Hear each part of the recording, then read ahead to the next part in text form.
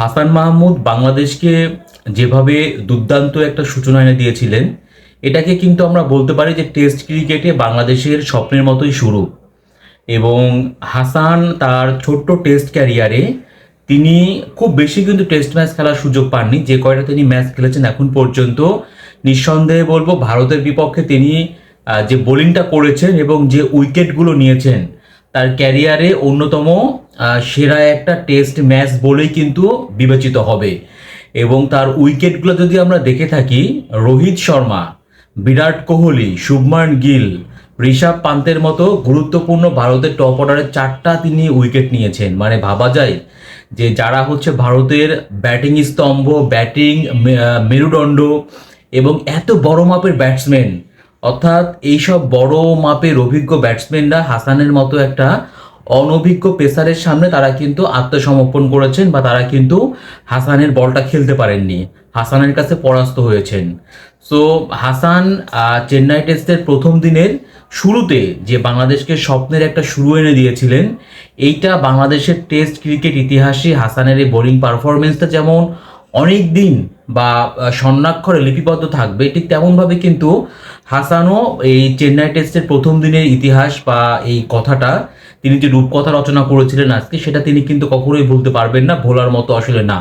এবং হাসান কিন্তু বলেছেনও যে তিনি এর আগে বাবর আজমের উইকেটটা পেয়েছিলেন, বাট তিনি আজকে যে বিরাট কোহলির উইকেটটা পেয়েছেন তার টেস্ট ক্যারিয়ারে, এটাকেই কিন্তু সবচেয়ে বড় উইকেট প্রাপ্তি বলে তিনি কিন্তু আসলে বলেছেন।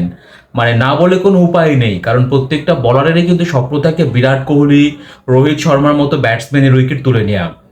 এবং হাসান তার সেই স্বপ্ন কিন্তু আজকে পূরণ করতে পেরেছেন। তবে আমরা যেভাবে শুরুটা করেছিলাম, খুবই দুর্দান্ত আমাদের শুরু ছিল বোলিংয়ে। আমাদের প্রথম ঘন্টা মধ্যাহ্ন বিরতি পর্যন্ত কিন্তু বাংলাদেশেরই ছিল আসলে ইনিংসটা। বাট এইরকম স্বপ্নের মতো দুর্দান্ত শুরু হলেও শেষ পর্যন্ত কিন্তু আমরা সেই ছন্দটা আসলে ধরে রাখতে পারিনি। মানে আমরা ভারতকে যেভাবে একটা অল্প রানের মধ্যে আমরা ভারতের প্রায় 6টা উইকেট তুলে নেওয়ার পরে সপ্তম উইকেটে রবীন্দ্র জাদেজা এবং রবিচন্দ্র অশ্বিন তারা দুজন মিলে যেটা করেছেন, সেটা কিন্তু বাংলাদেশের মুখ থেকে এক প্রকার খাবার ছিনিয়ে নেওয়ার মতো আর কি। সপ্তম উইকেটে তারা 195 রানের পার্টনারশিপ গড়েছেন এবং আপনারা দেখেছেন যে রবিচন্দ্রন অশ্বিন তিনি কিন্তু সেঞ্চুরি অলরেডি করে ফেলেছেন, আর জাদেজা তিনি কিন্তু সেঞ্চুরির কাছাকাছি কিন্তু আসেন। তো হাসান মাহমুদের কল্যাণে আমরা দুর্দান্ত শুরু করেছিলাম চেন্নাই টেস্টের প্রথম দিনে। এখানে অনেক একটা কথা বলতে পারেন, যে ডিসিশন রিভিউ সিস্টেম বলতে পারেন বা ক্যাচ মিসের কথাও বলতে পারেন, বাট আমি বলবো যে আসলে আমাদের যে মোমেন্টামটা দরকার ছিল সেটা কিন্তু আমরা হাসান মাহমুদের কল্যাণে আমরা পেয়েছিলাম।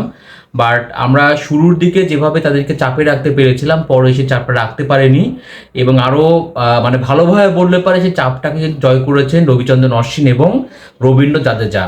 তবে বাংলাদেশের একাদশ নিয়ে কোনো কিছু বলার আসলে আমার নেই। আমি বলবো যে আমার কাছে মনে হয়েছে আমরা যে 3 পেসার এবং 2 স্পিনার নিয়ে নেমেছি, ভারতে কিন্তু সেম আমাদের একাদশ সিলেকশনটা ঠিকই আছে, বাট তারপরেও বলবো যে হয়তো আমার কাছে মনে হয় যে তৃতীয় দিন থেকে এখানে স্পিনার অনেক বেশি সুবিধা করবেন।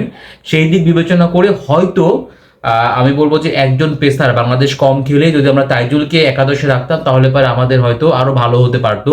বাট যে একাদশ নিয়ে বাংলাদেশ মাঠে নেমেছে সেটাকেও আমি পারফেক্ট একাদশ বলে আমি ব্যক্তিগতভাবে মনে করি। তো আমাদের শুরুর দিকে আমাদের আসলে আজকে চেন্নাই টেস্ট আমাদের নিয়ন্ত্রণে ছিল, কিন্তু পরে অশ্বিন এবং জাদেজার কারণেই ম্যাচটা অনেকটাই ভারতের নিয়ন্ত্রণে চলে গিয়েছে। বাট এখনও কিন্তু এখান থেকে অনেক কিছুই সম্ভব, বাংলাদেশে ভালো করার কিন্তু সম্ভাবনা থাকবে যদি ব্যাটসম্যানরা দায়িত্ব নিতে পারেন। তবে আপনাদেরকে আমি একটু মনে করিয়ে দিই যে এই অশ্বিনের কাছেই কিন্তু 22 সালে যে মিরপুরে যে টেস্ট খেলেছিল বাংলাদেশ, সেখানেও কিন্তু বাংলাদেশ জেতার খুব কাছে ছিল। সেই ম্যাচটা কিন্তু অশ্বিনের কারণে আমরা হেরে গিয়েছিলাম। ভারতের 145 রান টার্গেটে ব্যাটিং করতে নেমেই 74 বা 75 রানের মধ্যে কিন্তু 7টা উইকেট হারিয়ে ফেলেছিল। সেইখান থেকে অশ্বিন যেভাবে ম্যাচটাকে বের করেছিলেন, আজকেও তিনি কিন্তু সেই চেন্নাইয়ে ভারতের উদ্ধারকর্তা বা ত্রাতা বনে গেলেন আর কি। সো এখন হয়তো ম্যাচটা ভারতের নিয়ন্ত্রণে, বাট এখনো 4টা দিন বাকি আছে, অনেক কিছুই কিন্তু হতে পারে। বাট অবশ্যই আমি বলবো যে আজকে হাসান যেভাবে বোলিং করেছেন, মানে হাসান তিনি আমাদের মুখটা আজকে উজ্জ্বল করেছেন। তাকে নিয়ে প্রেস বক্সেও কথা হয়েছে, ভারতীয় সাংবাদিকরাও মানে কে হাসান বলেছেন, কারণ একদম নতুন একজন পেসার, খুব বেশি ম্যাচ খেলার অভিজ্ঞতা নেই। তো আমি বলবো যে হাসান তার কাজটা করেছেন। এখন বাকি যারা আমাদের বোলার যারা আছেন তারা তাদের দায়িত্বটা পালন করতে হবে, এবং অবশ্যই ব্যাটসম্যানদের সবচেয়ে বেশি কিন্তু কঠিন পরীক্ষা দিতে হবে এই চেন্নাই বাংলাদেশের ব্যাটসম্যানদের। তো আমরা দেখার অপেক্ষায় যে বাংলাদেশের ব্যাটসম্যানরা আসলে কি করে।